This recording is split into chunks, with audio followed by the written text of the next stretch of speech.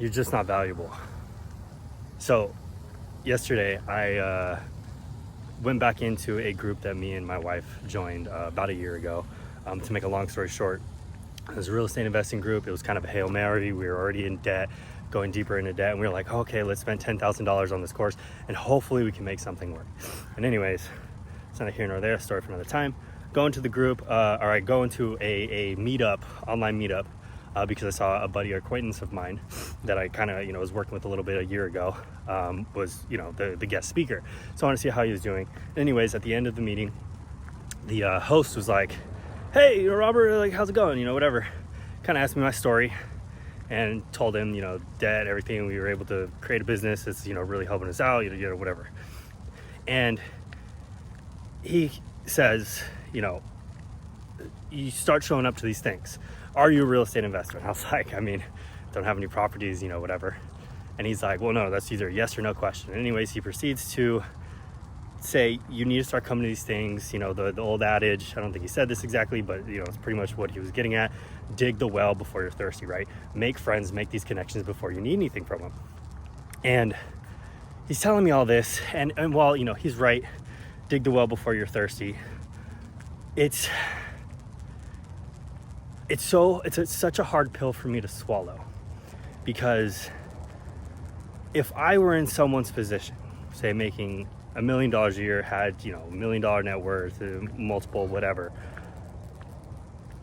I wouldn't want somebody who's clearly at one of these meetups, right? We can say we're there because we, oh, these are good people, I want to hang out with them. But realistically, the reason anyone's there is, one, learn about real estate investing, which is obvious, but two, get around people that have a lifestyle, a mindset, XYZ that you want, right? You are the center of the 5 people that you spend time with.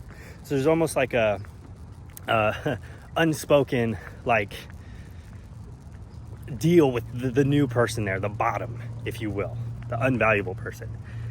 And for me, going to one of these things and clearly not having anything to put on the table, right? And I really don't. That could be an excuse, because obviously I have time, but even at this point in my life, I don't even feel like I have time. And I can say that, and I can make all the excuses in the book.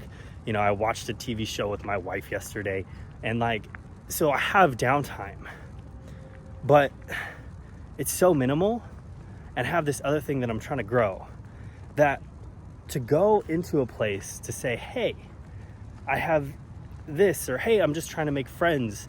Like, there's a obvious level of, dude, you're trying to get something. Even if you're not trying to get something, you're trying to get something. And this is something that I don't know if someday I'm going to look back on myself, and this is why I wanted to talk about it, and just kind of kick myself, punch myself, whatever, for saying I'm not valuable. And I say that, and it's okay, right? Like, I don't have a feeling of like, oh, I'm just not valuable in my heart, stomach, whatever. When I say that, it's just, to me, it's just the truth. And it's a truth that I'm working to solve. Because if I was more valuable, I would have more money. I would have more value in the marketplace. So maybe value in terms of marketplace value, economic value. So let me be precise on that.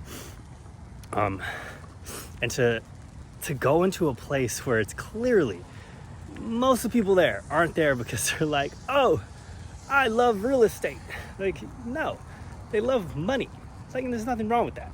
Love money. It can change your life, make your life better. But to just walk up in there and be like, hey, I'm just another one of those guys. Like, just here to, hopefully I can get something from one of you guys. Like, it's just gross, I don't know. And maybe even just saying that, and I'm thinking of somebody else that's in a different position, not me, and trying to look at like a third person view at myself. It's like, oh, I would want to help that guy if I was making multiple, 7 figures. But I guess it would just depend on what they would bring to the table. And right now, I don't feel like I have much to bring to the table. And maybe it's, it is just a genuine personality thing, and somebody above you could be like, yeah, this guy's great, and I want to help him. But I just struggle with the value piece. Like, if you don't have the value, you kind of almost have to prove not only to yourself, but to other people that you can sustain what it is that you say you do. And right now, we're barely breaking 6 figures.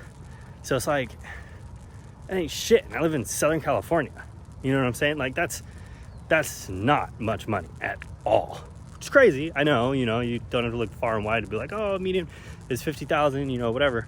But it doesn't matter, It doesn't matter. And it's the cold, hard truth of the fact that whatever your paycheck is, whatever your income is, that if you're not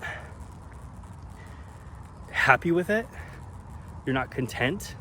Because if you are, that's great. If you have a life that you love and you're making $50,000, $30,000 a year, it doesn't matter. Then that's amazing for you. That I'm envious of you, truly, because a lot of these thoughts and angst in my head come around not having enough money to do certain things that I want to be able to do. And it's not things like going on lavish vacations. Yeah, I have long goals. I want a house that looks at the ocean, a boat, whatever. I have those things, but right now it's getting a place of our own for me and my wife, being able to afford whatever is going to come along with us having a baby, being able to afford just everyday life things, right? Like, I was looking at used cars for down the road, because our cars are inevitably, the way we drive them for work, they're going to have an expiration date. And we're looking at like 20 grand for like an $80,000 hybrid. I'm getting a hybrid because I get the tax write-off for the business. But yeah, 20,000. I'm like, fuck, dude, that's so much money to us right now, And it doesn't have to be, but it is, because we just aren't valuable yet. It's a big yet, because I know, and that's why we're doing this thing that we're doing, is because this is the best way for us to learn. It's the best way for us to get that value. And I guess the whole premise of this whole thing is, I want to see, I'm curious if when I watch these, 5, 10, even a year from now, does my opinion of this change? Do I look back and say, why were you so hard on yourself? It was unnecessary. Or do I look back on this and I say, dude, like, good for you. You were truthful to yourself. And from my very little amount of knowledge that I have about this world and business, that could be, honestly, probably one of the, if not the most valued personal skill. It's just being fucking honest with yourself. I feel like it's so easy to lack. I know I used to lack that at one point. And now that I have it, it's like, do I take it to an extreme? Or am I doing exactly what I need to do? And so, I guess only time will tell. But all that to say, just keep going and making progress. I know I'm gonna get there. I know we are.